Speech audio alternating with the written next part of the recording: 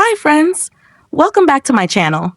In today's video, I'm going to show you how to change the lock screen clock style on the Samsung Galaxy A06 5G. If you're new here, don't forget to subscribe and give this video a thumbs up. Now, let's dive in. Step 1. First, unlock your phone and open the Settings application.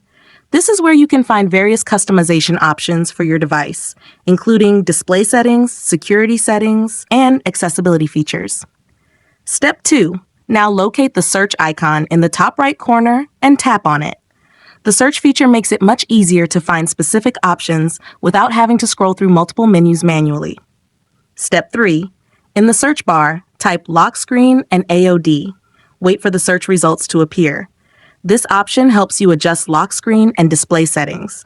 Step 4. After performing the search, find lock screen and AOD and tap on it. Then, select the Edit Lock Screen option. Step 5. For the last and most important step, locate the clock style and tap it.